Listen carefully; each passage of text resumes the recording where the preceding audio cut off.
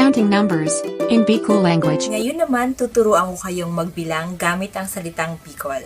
Magbibilang tayo from 1 to 10. Tara, let's! 1. Isa. Saro. 2. Dalawa. 2. 3. Tatlo. Tulo. 4. Apat. Apat. 5. 5.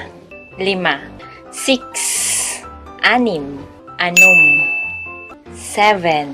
Pito. 8. 8. 8.